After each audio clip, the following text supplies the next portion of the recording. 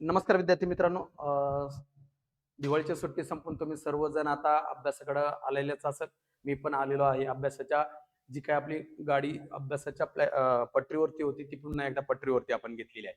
सगळ्यात महत्त्वाचा मुद्दा का मुंबईचे मुलं जे असतात त्यांचा पेपर डिले होत आहे. कारण त्याला कारण तुम्हाला माहिती आहे आत्ताच्या काळात सध्या महाराष्ट्रामध्ये चाललेल्या विधान परिषदेच्या इलेक्शनमुळे. त्यामुळं या मुलांसाठी चालू घडामोडीच्या एमसीक्यू ही जी सिरीज आहे ती मी स्टार्ट करतो बाळांनो. अतिशय महत्त्वाचा मुद्दा असेल. या ठिकाणी सुपर 15 इतके प्रश्न तुमचे घेतले जातील चालू घडामोडीचे आणि त्या सर्वांचं त्या ठिकाणी स्पष्टीकरण पण करून दिलं जाईल. जे 4 पर्याय असेल त्या 4 पर्यायाचं पण करंटला जोड त्या ठिकाणी जीएस दिलं जाईल. हा माझा या ठिकाणचा सगळ्यात महत्त्वाचा मोटिव्ह असेल की मुलांना जीएस मध्ये मार्क नको जायला, चालू घडामोडी पण मध्ये पण नको जायला. कारण मॅथचे बरेचसे व्हिडिओ मी अपलोड केलेले आहे. मग आता चालू घडामोडीचा जो सगळ्यात पहिला माझा सुपर 15चा जो पहिला क्लास असेल एमसीक्यूचा तर बाळांनो आज स्टार्ट होतोय. याच्यामध्ये 5 तुम्हाला प्रश्न दिले जातील आणि त्याच्या खाली पर्याय असतील, सगळे चालू घडामोडीच्या संदर्भात असेल. पहिला प्रश्न या ठिकाणी सांगण्यात आलेला आहे का न्यायमूर्ती संजीव खन्ना सर्वोच्च न्यायालयाचे कितवे सरन्यायाधीश असतील. म्हणजे आता सर्वोच्च न्यायालयाचे सरन्यायाधीश नियुक्त करण्यात आलेले आहे, निवड करण्यात आलेली आहे. तर ते निवड केलेले कोण असतील लक्षात ठेवा. सगळ्यात महत्वाचा मुद्दा, निवड कोणाची करण्यात आलेली आहे तर न्यायमूर्ती संजीव खन्ना यांची निवड करतायत भारताचे राष्ट्रपती. भारताचे राष्ट्रपती यांची निवड करतील. राष्ट्रपती द्रौपदी मुर्मू यांनी त्यांची निवड केलेली असेल. मग आपल्याला ऑप्शन मध्ये दिलेले 4 पर्याय का कितवे असतील तर लक्षात ठेवा ते 51वे. कितवे या ठिकाणी सगळ्यात महत्वाचा 2 प्रश्न. पहिला, न्यायमूर्ती संजीव खन्ना हे भारताचे कितवे सरन्यायाधीश असतील, 51वे झाला मुद्दा. आणि त्यांची निवड कोणी केली, राष्ट्रपतींनी. त्यांची निवड झालेली परंतु त्यांनी अजून पदभार स्वीकारला नाही. ते आपल्या पदाचा पदभार स्वीकारतील. लक्षात ठेवा बाळांनो. तर ते पदभार कधी स्वीकारतील तर 11 नोव्हेंबरला. कधी स्वीकारतील, 11 नोव्हेंबर या दिवशी आपला पदभार स्वीकारतील. झालं इथपर्यंत. मग आपल्याला प्रश्न येतो 50वे कोण तर लक्षात ठेवायचं वाय धनंजय चंद्रचूड. हे महाराष्ट्रासाठी भूषण होतं चंद्रचूड. हे महाराष्ट्राचे असणारं व्यक्तिमत्व 50वे आणि त्याच्यानंतर 49वे म्हटले तर न्यायमूर्ती ललित. न्यायमूर्ती ललित. चला इथपर्यंत तुम्ही जर पाहिलं तर हे झाली चालू घडामोडीच्या संदर्भात. आणि 52 तर अजून या ठिकाणी नाही, कारण पुढे तो आकडा येतो त्याच्यामुळे तो स्किप झाला. म्हणजे लक्षात ठेवा. पण 51वे कोण आहेत आताच्या स्थितीला पदभार स्वीकारणारे, न्यायमूर्ती संजीव खन्ना. 50वे कोण आहेत तर त्या ठिकाणी डी वाय चंद्रचूड असतील. आणि 49वे कोण होते, न्यायमूर्ती ललित. भारताच्या इतिहासामध्ये पहिल्यांदा पिता आणि पुत्र हे दोघेही सर्वोच्च न्यायालयाचे सरन्यायाधीश झाले. त्याचं उदाहरण असेल ते म्हणजे आपल्या महाराष्ट्रासाठी भूषण असेल का डीवाय म्हणजे धनंजय चंद्रचूड यांचे जे वडील आहेत यशवंत चंद्रचूड न्यायमूर्ती, हे 1978 ला भारताचे सर्वोच्च न्यायालयाचे सरन्यायाधीश होते. म्हणजे यांचेच वडील ज्यांचा पदभार आता चालू आहे, कार्यरत आहे, अजून 2-3 दिवसामध्ये ते आपल्या पदावरून मुक्त होतील. लक्षात ठेवायचंय. मग इथं झाला, हे झालं कॉमन. याबद्दल आपल्याला माहित असणार न्यायाधीश कितवे, 51वे. ओके. कोणी निवड केली, राष्ट्रपती. कधी पदभार स्वीकारतील, 11 नोव्हेंबर. 11 नोव्हेंबरला पदभार स्वीकारतील. लक्षात ठेवायचं बाळांनो. ओके. मग पुढे जाताना आपल्याला 50वे 49वे झाले. मग पुढे एक प्रश्न येतो का बाबांनो, भारताच्या इतिहासामध्ये सर्वाधिक काळ कोण जीएसच्या फॅक्टर जाऊ. सर्वाधिक काळ राहिले असेल तर धनंजय चंद्रचूड यांचे वडील जे असते ना, यशवंत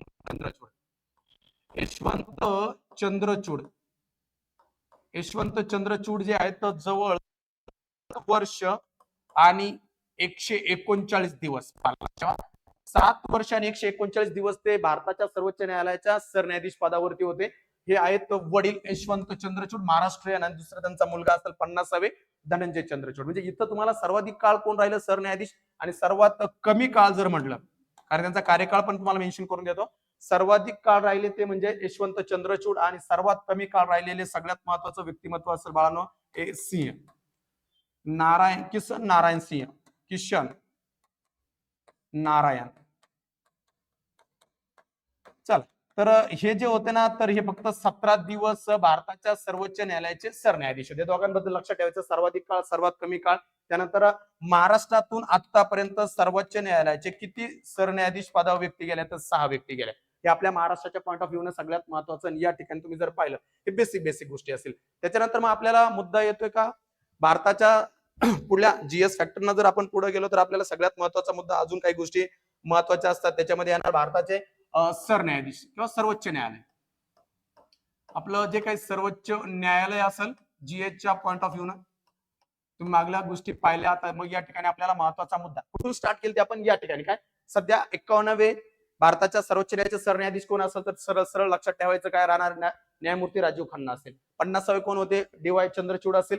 49वे न्यायमूर्ती ललित असेल. आणि पदभार ते स्वीकारतील 11 नोव्हेंबरला भारताचे आताचे जे काही राष्ट्रपती असेल द्रौपदी मुर्मू. आता याच्यावरती 11 नोव्हेंबर बद्दल मी पुढे पुन्हा सांगेल. त्यानंतर सर्वाधिक काळ या पदावर राहिलेली व्यक्ती असेल, या सध्याचे धनंजय चंद्रचूड असेल, त्यांचे वडील जे असेल यशवंत चंद्रचूड, हे सर्वाधिक काळ भारताच्या सर्वोच्च न्यायालयाच्या सरन्यायाधीश पदावरती राहिले. आणि किती वर्ष राहिले? 7 वर्ष 139 दिवस. आणि सर्वात कमी तर किशन नारायण सिंग जे असतील तर ते राहिले असेल, आणि ते किती? 17 दिवस होते. आणि महाराष्ट्राने आतापर्यंत भारताच्या सर्वोच्च न्यायालयावरती सरन्यायाधीश किती दिले असतील? तर 6 दिले असतील. हे झालं गोष्टी या महत्वाच्या. आता पाहतो आपण सर्वोच्च न्यायालय. सर्वोच्च न्यायालयाच्या संदर्भात जर आपण विचार करायला गेलो तर सर्वोच्च न्यायालयाची आपल्याला लक्षात ठेवायची स्थापना, या ठिकाणी स्थापना लक्षात ठेवायची. तर पहा, सर्वोच्च न्यायालयाची स्थापना झाली 26 जानेवारी 1950. दोन प्रश्न येतील. पहिले न्याय, खूप वेळा प्रश्न विचारला जातो, पहिले भारताच्या सर्वोच्च न्यायालयाचे पहिले न्यायाधीश कोण होते बाळांनो? तर लक्षात ठेवायचं, हरिलाल कानिया. या ठिकाणी लक्षात ठेवायचंय 1950 ला भारताचे पहिले सर्वोच्च न्यायालयाचे सरन्यायाधीश झाले असेल हरिलाल कानिया. त्यानंतर तुम्हाला राष्ट्रपतींना, राष्ट्रपती, उपराष्ट्रपती, राज्यपाल, त्यानंतर सर्वोच्च न्यायालयाचे सरन्यायाधीश यांना पदावरून दूर करण्याचा एक पद्धत असते, त्याला म्हणतात महाभियोग. महाभियोग हा जो लावण्यात आलेला भारताच्या इतिहासातला एकमेव सरन्यायाधीश असेल. लक्षात ठेवा, महाभियोग. महाभियोग ज्या सरन्यायाधीशांवर लावण्यात आला त्यांचं नाव लक्षात ठेवायचं, व्ही रामास्वामी.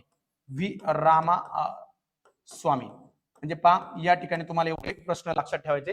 म्हणजे झालं सर्वोच्च न्यायालयाच्या संदर्भात या डिटेल्स आपल्याला. स्थापना 26 जानेवारी 1950 ला. पहिले न्यायाधीश कोण होते? हरिलाल कानिया. न्यायाधीश असतील का त्यांच्यावरती महाभियोग लावण्यात आला त्यांना पदावरून दूर करण्यासाठी, तर व्ही रामास्वामी. एवढं लक्षात ठेवायचं. त्याच्यानंतर तुम्हाला मुद्दा विचारला जातो, सध्या भारताच्या सर्वोच्च न्यायालयामध्ये एकूण न्यायाधीशांची संख्या किती? तर ती बाळांनो 34 आहे. 34 म्हणजे काय येणार आहे? तर 1 + 33. सर्वोच्च न्यायालयाचे मुख्य न्यायाधीश, सरन्यायाधीश 1 आणि बाकीचे 33. टोटल जर विचारली सध्याच्या स्थितीला भारताच्या सर्वोच्च न्यायालयामध्ये एकूण किती न्यायाधीश आहेत? तर 34 असतील. एवढं एक लक्षात ठेवायचं.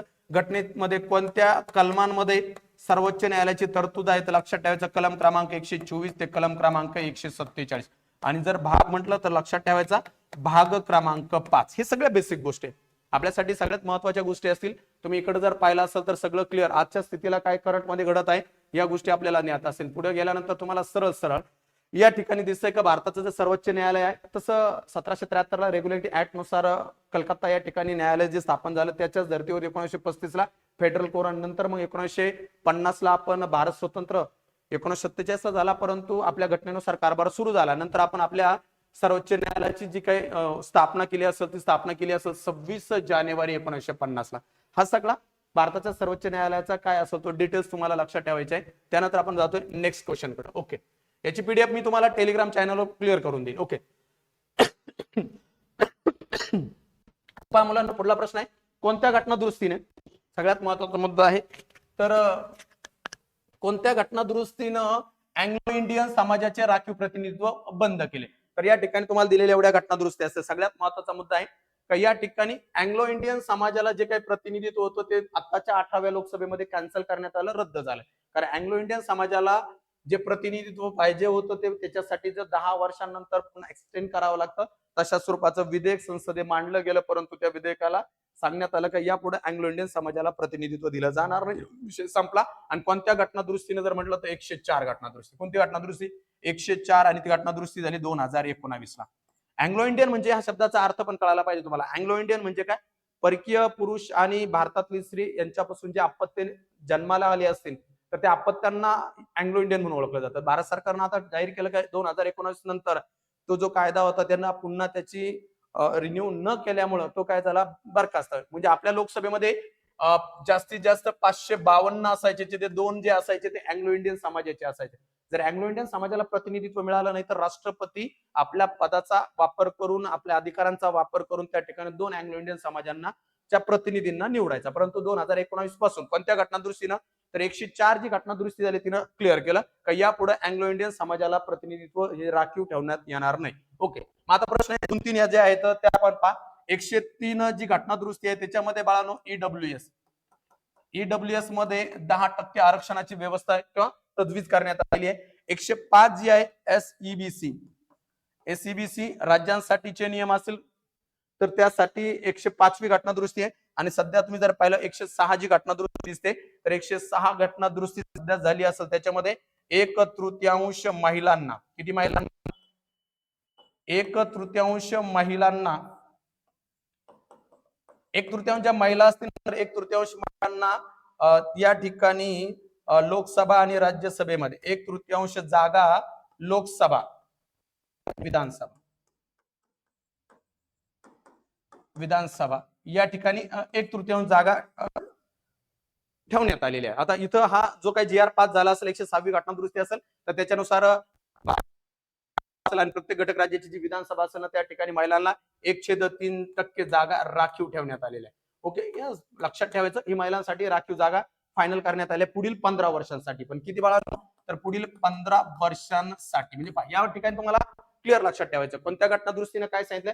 अँग्लो इंडियन समाजाचं प्रतिनिधित्व किंवा अँग्लो इंडियन समाजाला मिळणारा जे काय राखीव जागा आहे तो कोठा बंद झाला 2011च्या 104व्या घटना दुरुस्तीनं. 103 मध्ये ईडब्ल्यूएस 10% आरक्षणाबाबत आहे. 105 जी घटना दुरुस्ती आहे ती एससीबीसीचे जे आरक्षण आहे ते राज्यांना दिलेल्या अधिकारांबाबत आहे. आणि 106वी घटना दुरुस्तीनं असं मेन्शन करण्यात आलं का 1/3 ज्या महिलांच्या जागा असतील त्या कुठं लोकसभेमध्ये आणि विधानसभेमध्ये तर 15 वर्षांसाठी पुढे काय करण्यात आल्या?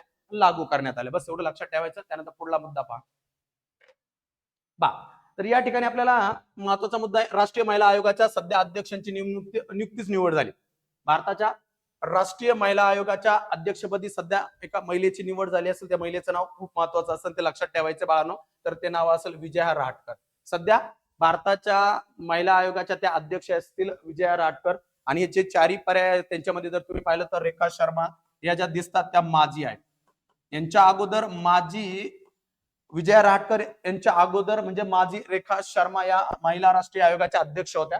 त्याच्यानंतर अर्चना मुजुमदार ज्या आहेत, या अर्चना मुजुमदार यांना सदस्य म्हणून महिला राष्ट्रीय आयोगामध्ये घेण्यात आलं. आणि शेवटचं नाव आहे रुपाली चाकणकर, तर त्या महाराष्ट्र महिला आयोगाच्या अध्यक्ष आहेत.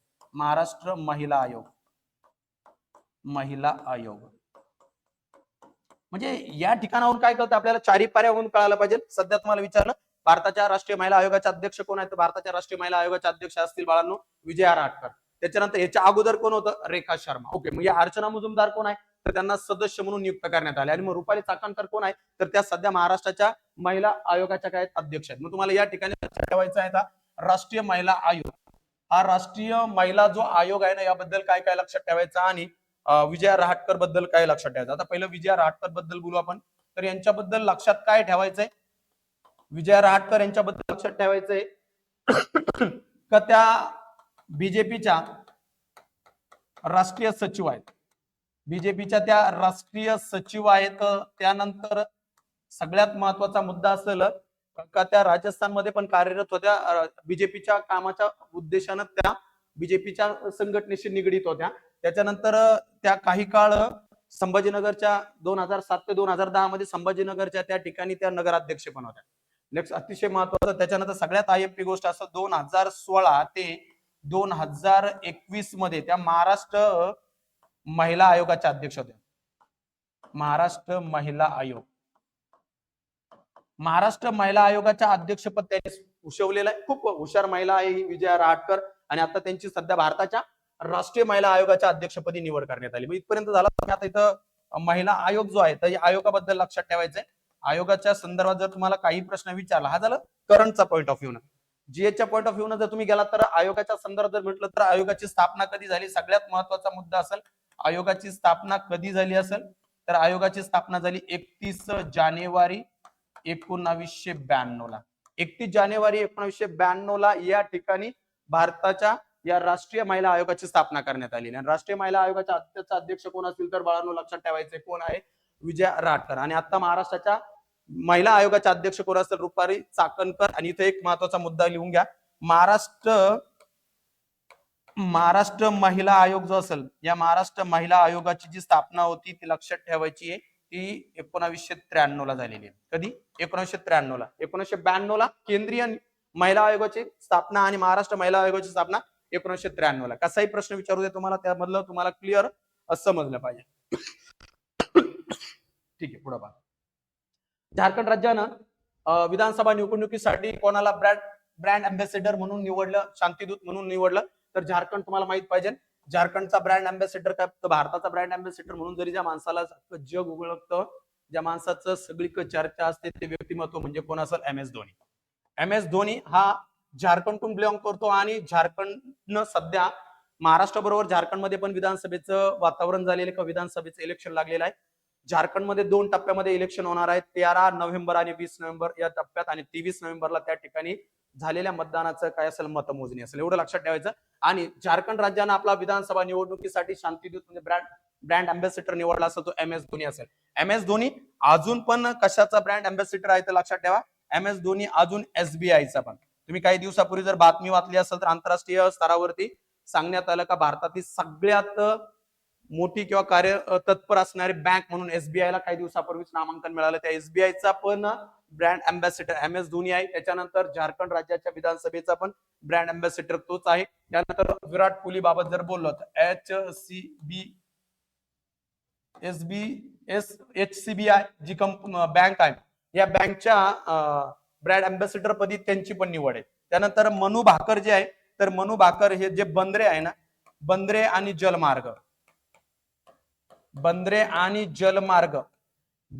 जलमार्ग जो भाग आहे त्याचे ते ब्रँड अँबॅसेडर असतील. आणि मनू भाकर बद्दल सगळ्यांना माहिती आहे, 2024च्या पॅरिस ऑलिम्पिक मध्ये या महिलेनं आपल्याला 2 मेडल दिले असतील, हे लक्षात ठेवायचं आहे. आणि सचिन तेंडुलकर जे आहेत ना, चितळे बंधू, तुम्ही आता ऍड पाहत असाल, चितळे बंधू. म्हणजे पहा, इथं तुम्हाला काय मिळतं पाहायला, झारखंड राज्याचा आता विधानसभा आहे. तुम्हाला कधी पण असा पण प्रश्न विचारला जाऊ शकतो, महाराष्ट्राच्या विधानसभेबरोबर अजून कोणत्या राज्याच्या विधानसभेचे वोटिंग सुरू आहे, तर महाराष्ट्राबरोबर झारखंडचं असेल. ओके, झारखंड जे विधानसभा असेल, झारखंड विधानसभा किती सीटांसाठी आहे तर 81 सीटांसाठी आहे. झारखंडनं आपला शांतीदूत म्हणून कोणाला निवडलं असेल तर लक्षात ठेवायचं MS धोनी. आणि झारखंडची राजधानी म्हणलं तर रांची. आणि झारखंड राज्य कधी अस्तित्वात आलं तर अशा स्वरूपाचा जर प्रश्न आला तर लक्षात ठेवायचं 2000 मध्ये. झारखंड राज्य कधी अस्तित्वात आलं असेल तर 2000 मध्ये या ठिकाणी लक्षात ठेवायचं झारखंड राज्य अस्तित्वात असेल. ओके, त्यानंतर पुढे जाताना लक्षात ठेवायचं आपल्याला याच ठिकाणी मनू भाकर बद्दल मी आता बोललो होतो, पॅरिस ऑलिम्पिक ज्या झाल्या, पॅरिस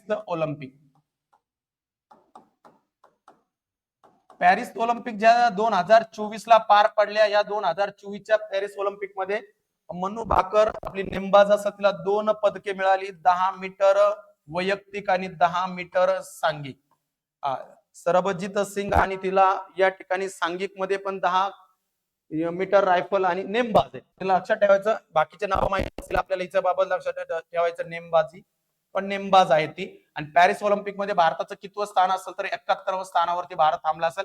भारताला 6 मेडल मिळाले असतील, 1 रौप्य आणि 5 कांस्य. एवढं लक्षात ठेवायचं. याच्यामधल्या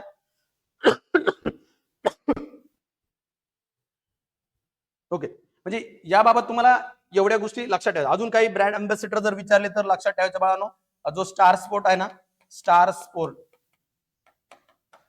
स्पोर्टचा पंत, विकेट किपर असणारा ऋषभ पंत जो आहे, तो ऋषभ पंत त्याचा ब्रँड अँबॅसेडर आहे. आणि सौरभ गांगुली जर म्हटला तर बंगाल राज्याचा आहे. एवढं लक्षात ठेवायचं आहे. नंतर नॅशनल आयकॉनच्या बाबत जर बोललं गेलं तर निवडणूक आयोगानं आपला जो काही आयकॉन निवडला असेल तर ते शिला देवी असेल, सॉरी लक्षात ठेवा, शीतल देवी. कोण असतील तर शीतल त्यांची निवड केलेली आहे इलेक्शन कमिशननं. एवढ्या साध्या गोष्टी आपल्याला याबाबत लक्षात ठेवायच्या. ओके, नेक्स्ट पहा. आता या ठिकाणी आपण जर पाहिलं तर घर घर संविधान राबवणारे भारतातले पहिले राज्य कोणते? घर घर संविधान राबवणारे भारतातलं पहिलं राज्य कोणतं, अशा स्वरूपाचा प्रश्न विचारला तर लक्षात ठेवायचं बाळांनो, याचं उत्तर आहे महाराष्ट्र. महाराष्ट्रानं घर घर संविधान ही जी काही संकल्पना असेल ती संकल्पना राबवायला सुरुवात केलेली आहे. त्या मागलं रिझन असणार घर घर संविधानाबद्दलचं. घर घर संविधान महाराष्ट्रानं सुरू केलं असेल त्याला कारण असणार आहे, भारताच्या प्रजासत्ताक दिनाला आता 75 वर्ष झाली आहे. किती वर्ष झाली आहे? म्हणजे आपलं संविधान लागू होऊन 75 वर्ष पूर्ण झालेली आहे. 75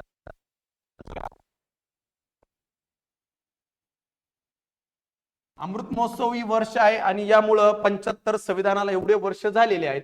म्हणून भारतानं घर घर संविधान अशा स्वरूपाची संकल्पना आणलेली आहे. याचा मेन उद्देश काय आहे का जे मुलं आहेत शाळेत जाणारी मुलं आहेत त्या मुलांना याची जाणीव व्हावी की आपल्यासाठी कोणते हक्क कोणती कर्तव्य आहेत आणि संविधानाचं मूल्य काय आहे हे मुलांना समजावं म्हणून ते शाळा महाविद्यालय आणि शैक्षणिक संस्थांमध्ये राबवलं जात आहे म्हणून लक्षात ठेवायचं खूप महत्वाचं. घर घर संविधान अशा स्वरूपाची संकल्पना कोणत्या राज्यानं आणली असेल तर ती महाराष्ट्रानं का आणली तर संविधानाला 75 वर्ष झाली. 75 वर्ष झाली म्हणजे आपलं संविधान घेतलं गेलं. आपलं संविधान आपण स्वीकारलं 26 नोव्हेंबर 1949 आणि संविधानानुसार कारभार सुरू झाला. कारभार म्हणलं तर 26 जानेवारी 1950. 26 जानेवारी 1950 पासून आपला राज्य कारभार सुरू झाला असेल संविधानानुसार, परंतु 26 नोव्हेंबर 1949 घटनाकारांनी जी घटना होती ती घटना काय केली होती स्वीकृत केली होती. अंमल इथून सुरू झाला म्हणून 26 नोव्हेंबर हा दिवस भारतामध्ये संविधान दिवस म्हणून पाळला जातो. संविधान दिवस कोणता दिवस आहे तर भारतामध्ये हा संविधान दिवस म्हणून पाळला जातो. एक अतिशय महत्वाचा मुद्दा असणार आहे या ठिकाणी संविधान दिवस म्हणून पाळला जातो. आणि मागे एकदा पोलीस भरतीला अजून एक प्रश्न आला होता 26 नोव्हेंबर हा कोणता आहे तर महाराष्ट्राच्या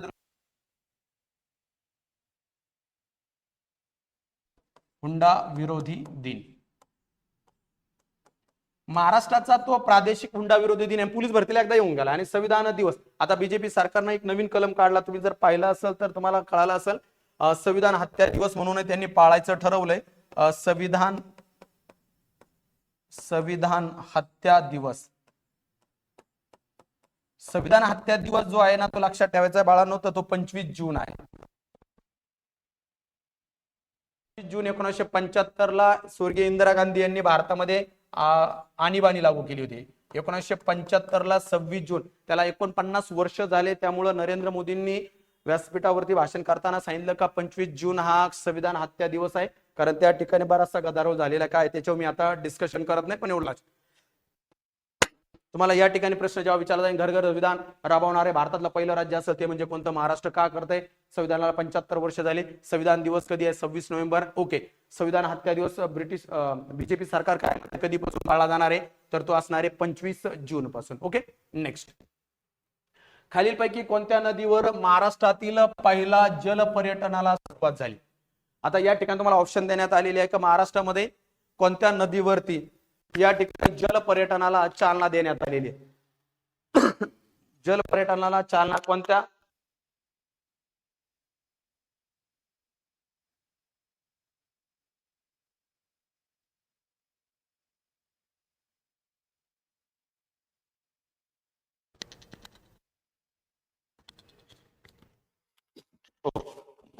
खालीलपैकी कोणत्या नदीवर महाराष्ट्रातील पहिला पर्यटन या ठिकाणी सुरुवात झाली असं लक्षात ठेवायचंय.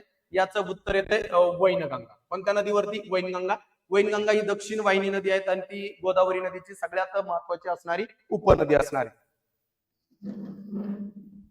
ओके मग पहा ही वैनगंगा नदीवरती आणि कोणत्या जिल्ह्यात म्हटलं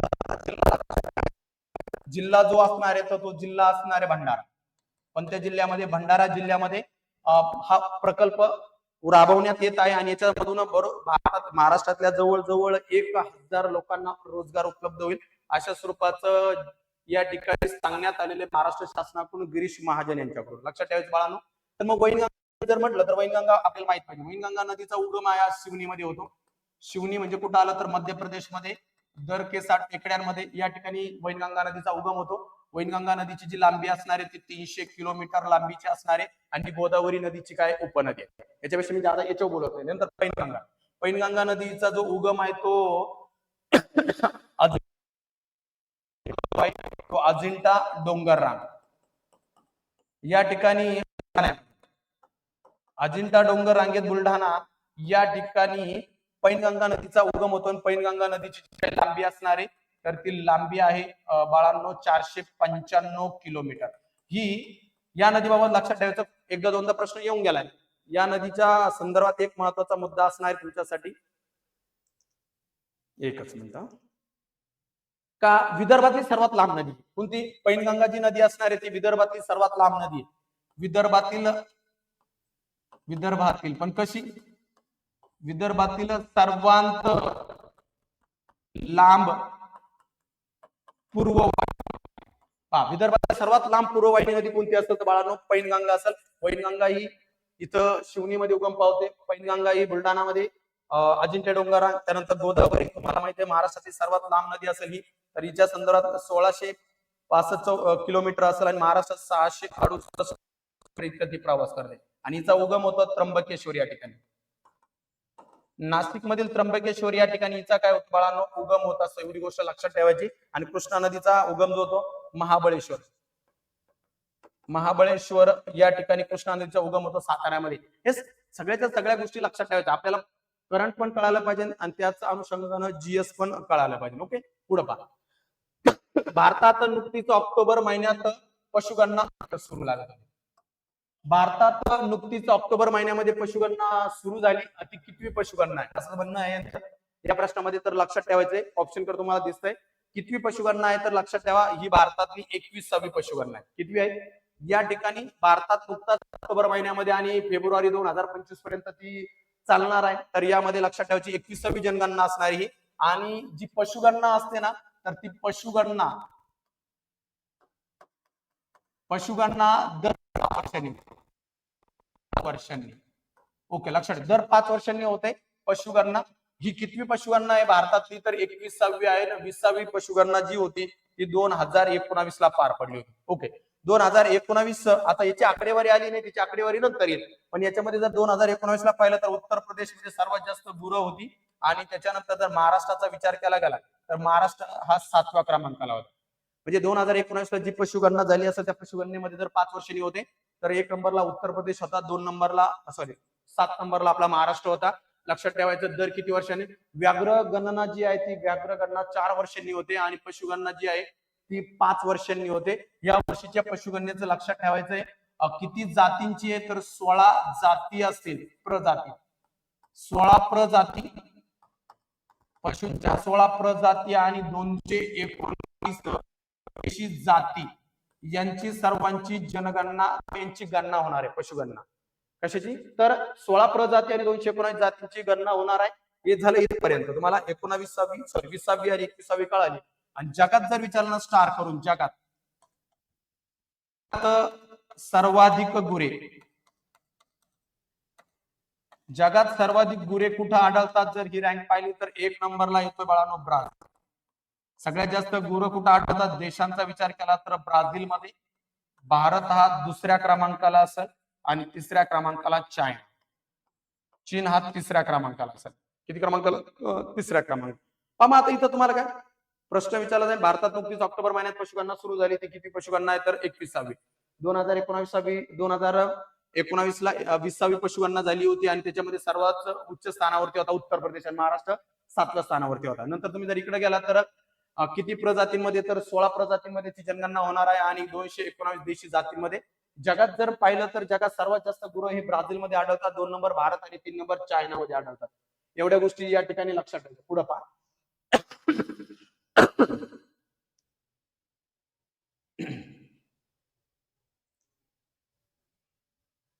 आता दुसरा मुद्दा आहे, नुकतेच एव्हरेस्टवर चढणारी सर्वात वृद्ध महिला कोण बनली. सध्या एव्हरेस्ट वरती चढणारी सर्वात वृद्ध महिला कोण आहे अशा स्वरूपाचा प्रश्न आहे. 4 ऑप्शन आहेत, तर यातलं उत्तर आहे बाळांनो ज्योती रात्रे. ऑप्शन क्रमांक 2 आहे ज्योती रात्रे आणि याच्या अगोदर होती संगीता बहल. भारतातलं सर्वात वयोवृद्ध व्यक्तिमत्व असणारे पहिलं होतं संगीता बहल. संगीता बहल यांनी वयाच्या 53 वर्षी ही जी काही असेल ती मोहीम 6 वर्षापूर्वी फत्ते केली होती. नंतर ज्योती वयाच्या 55व्या वर्षी त्या मध्य प्रदेश मधून बिलॉंग करतात, लक्षात ठेवा. आणि शाळेचे गणवेश शिवणे किंवा गणवेश प्रोव्हाइड करणं हा त्यांचा व्यवसाय ज्योती रात्रे यांचा. आणि त्यांनी या वर्षी एव्हरेस्ट चढण्याचा सर्वात वयोवृद्ध महिलेचा मान मिळवला असेल सगळ्यात. आणि याच्या अगोदर होती संगीता बहल, हिनं 53 वर्षी तशा स्वरूपाची जे काय असेल रेकॉर्ड आपल्या नावावरती केला. मग आता आपल्याला येतं एव्हरेस्ट, जगातलं सर्वोच्च शिखर असणारे एव्हरेस्ट शिखर 8,848 किलोमीटर, सॉरी उंची मीटर मध्ये असते, इतकी उंची असणार आहे. हे जगातलं सगळं. त्या ठिकाणी नेपाळ आणि चायनाच्या ज्या सीमा आहेत देशांच्या त्या ठिकाणी स्थित असणारा माउंट एव्हरेस्ट जगातलं सगळ्यात उंच पर्वत असेल. भारतातला सगळ्यात उंच पर्वत जर म्हटलं, भारतातलं सर्वोच्च शिखर म्हटलं गेलं तर K2 गोडविन ॲस्टीन म्हटलं जातं.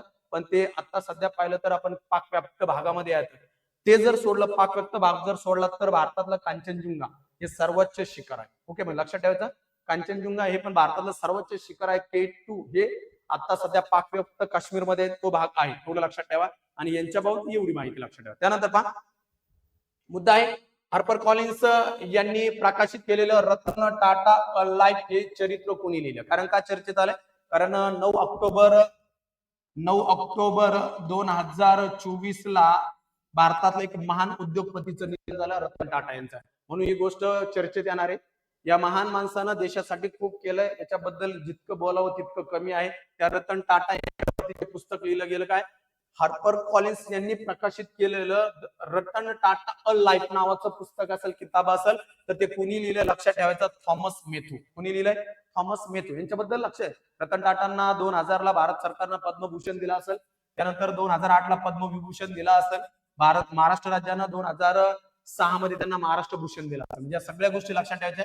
रतन टाटांबद्दल, रतन टाटांच्या संदर्भात जितकं बोलावं तितकं कमी आहे. या माणसाबद्दल यांना जे मिळालेले पुरस्कार आहे, कारण का तर त्यांचा मृत्यू झाल्यामुळे ते पुरस्कार आपल्याला लक्षात ठेवायचे. यांना भारत सरकारनं 2 पुरस्कार दिले असेल, पद्मविभूषण, पद्मविभूषण आणि पद्मभूषण. पद्मविभूषण आणि पद्मभूषण. पद्मभूषण त्यांना 2000 ला मिळाला होता आणि पद्मविभूषण 2008 ला मिळाला होता. आणि महाराष्ट्र शासनाने त्यांना महाराष्ट्र भूषण दिलाय. महाराष्ट्र भूषण दिलाय आपण त्यांना, तर तो दिलाय 2006 ला. महान व्यक्ती, भारताच्या उद्योग क्षेत्रातलं, इव्हन भारताच्या प्रत्येक माणसाच्या हृदयावरती राज्य केलेलं रतन टाटा हे नाव असेल, तर यांच्यावरती आधारित असणारं पुस्तक आहे रतन टाटा अ लाईफ हे चरित्र. आणि ते कोणी लिहिले? थॉमस मेथ्यू यांनी. एकदम शांततेमध्ये. ओके, पुढला पहा. जर्मनीमध्ये भारताचे पुढील राजदूत म्हणून कोणाची नियुक्ती करण्यात आली? जर्मनी, या जर्मनीमध्ये सध्या अजित गुप्ते हे एक महत्वाचं नाव आहे. अजित गुप्ते हे आहे ते भारताचे सध्या राजदूत म्हणून जर्मनीत जातील. आणि यांची जी काही निवड असते, निवड करत असतात आपले राष्ट्रपती. कोण निवड करतात? राष्ट्रपती करतात. आपल्याला एवढं लक्षात ठेवायचं. आणि जर्मनीची राजधानी विचारली तर लक्षात ठेवा, पहिल्या आणि दुसऱ्या महायुद्धाला जबाबदार असणारी जर्मनी. ॲडॉल्फ हिटलर असेल अगोदरच्या युद्धाच्या वेळी पण, आणि त्यांची राजधानी आहे बर्लिन. कोणती राजधानी आहे बाळांनो? बर्लिन. ओके, ॲडॉल्फ हिटलर हा जर्मनीतून बिलॉंग करतो, लक्षात ठेवा. म्हणजे पहा, जर्मनीमध्ये भारताचे राजदूत कोण असतील तर आता अजित गुप्ते असतील. त्यांची निवड भारताच्या राष्ट्रपतींनी केली. जर्मनीची राजधानी काय असेल तर बर्लिन असेल. याच्यापेक्षा जास्त काही गरज नाही. त्याच्यानंतर पुढे जाताना पहा, दाना नावाचं चक्रीवादळ हे कोणत्या देशांना नाव दिलं? सध्या ऑक्टोबर महिन्यामध्ये 22-24 ऑक्टोबरला आलेलं चक्रीवादळ होतं दाना नावाचं. कोणतं? दाना नावाचं चक्रीवादळ येऊन गेलं आणि ते भारताच्या पश्चिम बंगाल आणि ओडिसाच्या किनारपट्टीला पण त्यांनी फटका दिला. म्हणून ते लक्षात ठेवायचं आहे का बाळांनो, चक्रीवादळ आलं, या चक्रीवादळाला नाव दिलंय, तर कुणी नाव दिलंय? कतार या देशाने. दाना हे नाव दिलंय कतार देशानं. आणि या दाना शब्दाचा अर्थ काय होतो? उदारता. उदारता या शब्दाचा अर्थ आहे उदारता. आणि मग तुम्हाला पण प्रश्न पडत असेल की हे नावं कसे दिले जातात, तर नावं देण्यामागं लक्षात ठेवा, हिंदी महासागरामध्ये ना जेवढे देश असतील त्या देशांना सांगण्यात आलं आणि अशा प्रकारे 64 नावं डिक्लेअर करण्यात आले. प्रत्येक देशाला सांगण्यात आलं कोणत्या स्वरूपाची भावना न दुखावता नावं व्यवस्थितरित्या दिली जातात. प्रत्येकाचा सिक्वेन्स वाईज नंबर असतो. तर 64 नावांची यादी ऑलरेडी हिंदी महासागराच्या टप्प्यात येणारे जेवढे काही वादळ असतील त्यांना दिलेली आहे. प्रत्येक देशाचे 8 नावं असतात. त्या 8 नावांवरून जेव्हा सर्कल नुसार येईल त्यावेळेस त्या देशाकडून नाव दिलं जातं. आता दाना हे चक्रीवादळ जे आता आपल्या ओडिसा आणि बंगालच्या सीमेवरती धडकलं, ते 22 ते 24 ऑक्टोबरला धडकलं होतं, राईट. हे जे चक्रीवादळ होतं, या दाना चक्रीवादळाला नाव कोणी दिलं होतं? कतारला दिलं होतं. त्याचा अर्थ होतो उदारता. मेक्सिको मध्ये आलेलं चक्रीवादळ होतं आताच्या घडीला नदीम.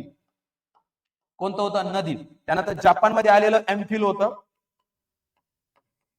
एम्फिल. आणि अजून त्या ठिकाणी शान शान शान शान.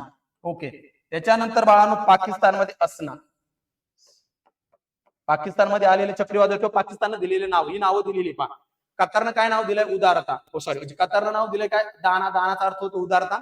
मेक्सिकोनं काय नाव दिलं होतं? नदीम. जपाननं एम्फिल आणि शानशान. पाकिस्ताननं असना.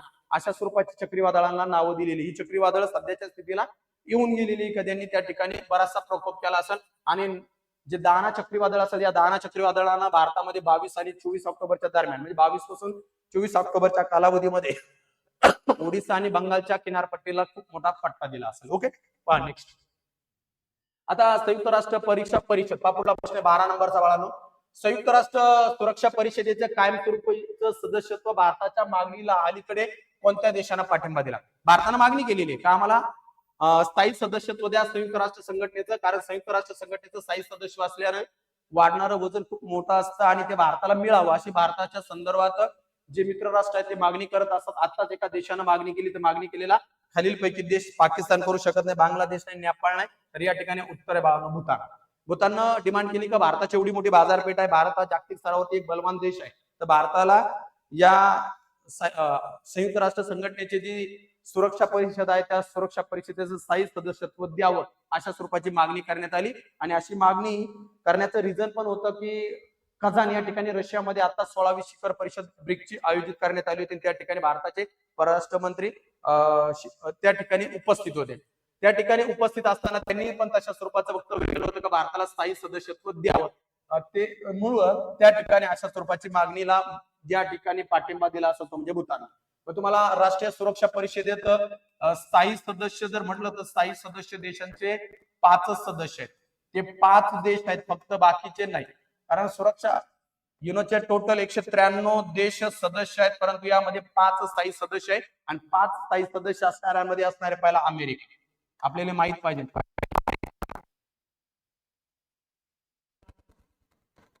फ्रान्स,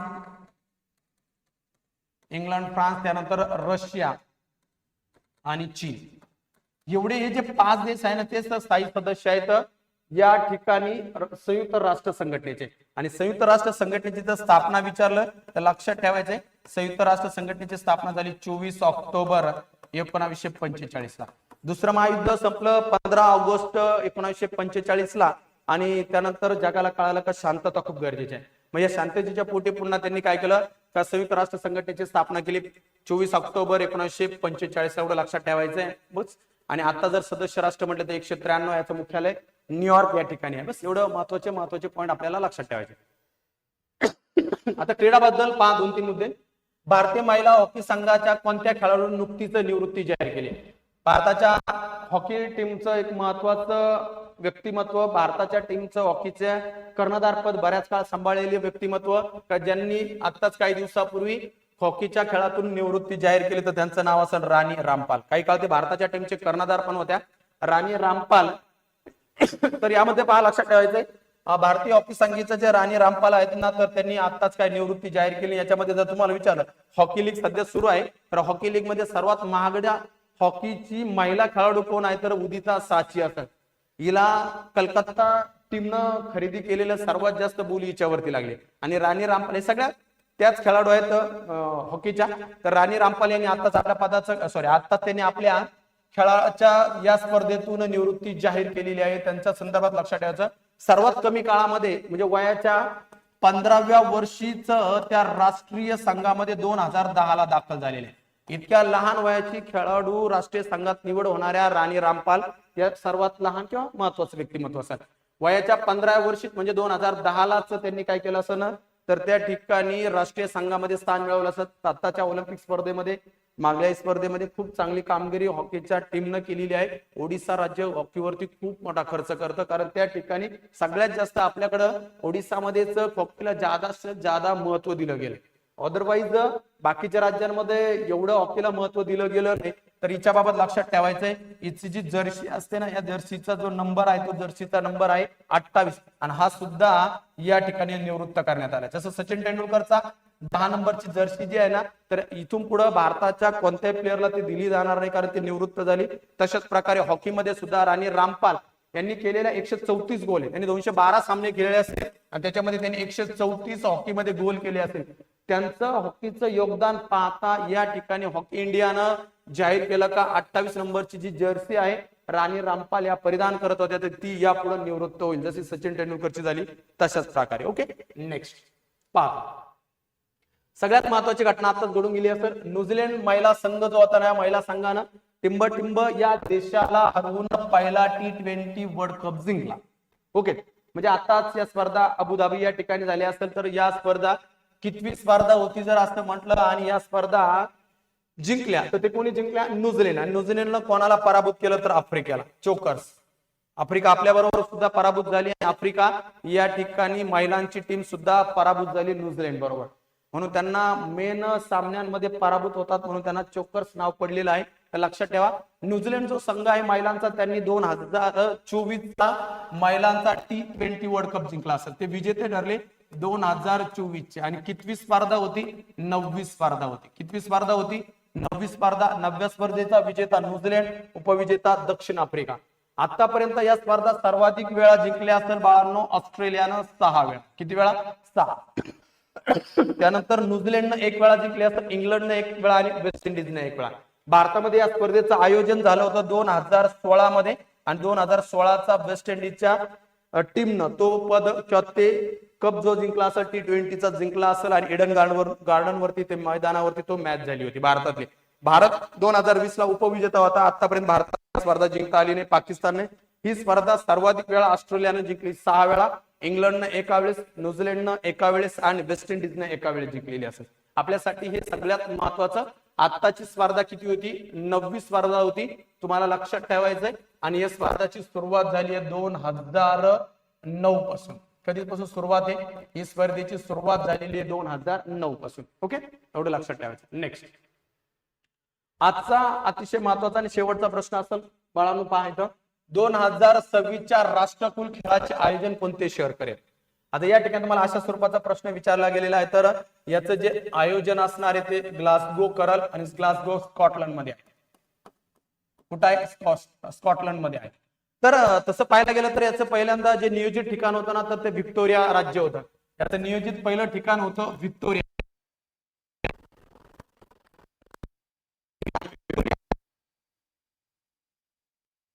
ठिकाणी आयोजन ठेवलेलं होतं, परंतु त्या ठिकाणी आलेली आर्थिक मंदी हे कारण देत ऑस्ट्रिया राज्यानं सांगितलं की आम्ही समर्थ नाहीये ते या प्रकारच्या स्पर्धा घेण्यासाठी. कारण 2 ऑगस्ट 2026 ला स्पर्धा चालू होणार. 2 ऑगस्ट 2026 ला राष्ट्रकुल खेळाची स्पर्धा सुरू होणार आहे.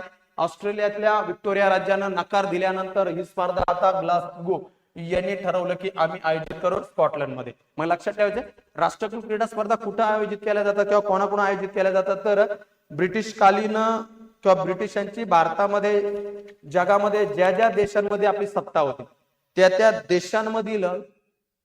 देशांमधील जे काही राष्ट्र असतील ते राष्ट्रकुलाचे सदस्य झाले. त्यांच्यामध्ये ती एक संघटना निर्माण झाल्यानंतर खेळ असो, बाकीचा व्यवसाय असो किंवा उद्योग असो, या संदर्भात एकमेकाला सहकार्य. आणि ही जी राष्ट्रकुल संघटना आहे तशी पाहायला गेलं 1931 ला तिची स्थापना झाली. भारत पारतंत्र्यात होता. तिला खरं रूप आलं ते 1949 पासून. ओके, 1949. आणि इंग्लंडनं जगातल्या सगळ्या देशांमधल्या आपल्या कॉलनीज ज्या आहेत ना त्या कधी बाहेर काढल्या, सगळ्या बाजूला गेला असेल तर ते 1965 ला. 65चा 66चा काळ असणारे त्या काळात सगळ्यात शेवटी ते कॅनडाला होते. कॅनडापासून जेव्हा ते बाहेर गेले, कॅनडाला स्वातंत्र्य दिल्यानंतर मग त्यांनी राष्ट्रकुलाचं एक संघटना स्थापन केली आणि सांगितलं ज्याला राहायचं त्यांनी राहा, ज्यांना नाही राहायचं त्यांनी नका. पाकिस्तान त्याच्यामधून बाहेर गेला, परत म्हणतो आम्हाला घ्या. बाकीचे जे आहेत आताच्या स्थितीला जवळजवळ 56 देश या संघटनेचे सदस्य आहेत. ज्या ज्या देशांवरती इंग्लंडनं राज्य केलं, आपली कॉलनीज निर्माण केली, त्या सर्व ठिकाणी राष्ट्रकुलचे सदस्य होणं अपेक्षित होतं. ज्यांना व्हायचं ते झाले, ज्यांना बाहेर जायचे ते बाहेर पण गेले असेल. म्हणजे मॉरल ऑफ द स्टोरी, हे राष्ट्रकुल म्हणजे ब्रिटिशांनी ज्यांच्यावरती आपल्या वसाहती स्थापन केल्या होत्या. भारत राष्ट्रकुलाचा सदस्य आहे, परंतु राणीचा आपल्यावरती कोणत्या स्वरूपाचा अधिकार नसेल, फक्त आम्ही राष्ट्रकुलचे काय सदस्य आहे. अशा प्रकारे या राष्ट्रकुलच्या स्पर्धा दर 5 वर्षांना आयोजित केल्या जातात. ग्लासगो या ठिकाणी स्पर्धा आयोजन होणार आहे. स्कॉटलंड या ठिकाणी स्पर्धेचं टाइम असेल 2 ऑगस्ट 2026 ला ते स्टार्ट होते. अशाच प्रकारे तुम्हाला बेस्ट जे काय असणारे सुपर 15 चालू घडामोडीचे देण्याचा माझा मानस असेल. अजून आपण आणखीन बेस्ट देण्याचा प्रयत्न करू. अजून मी 100% तितका बारा नाही, म्हणून ठीक आहे. तरी पण आपण जो आपला प्रवास आहे असाच ठेवू. तुम्हाला अशा स्वरूपाचे व्हिडिओ आवडले तर 100% कमेंट करा, लाईक करा. आपल्या मित्रांपर्यंत ही बातमी किंवा ह्या जी काही माहिती आहे ती पुरवण्याचा प्रयत्न आहे. 100% तुम्हाला फायदा होईल. याच्यानंतर पुन्हा 2 दिवसानंतर 3 दिवसानंतर पुढला सुपर 15 जे प्रश्न असतील ते मी घेऊन येईल. कोणालाही काही अडचण आली तर मला माझा जो काही नंबर असेल या ठिकाणी मेन्शन केलेला नंबर आहे, मी त्याच्यावरती तुम्ही कधी पण मला कॉल करू शकता. बाकी याच्यावरती जास्त डिस्कशन मी करत नाही. ठीक आहे, सर्वांचा दिवस छान जाऊ. धन्यवाद.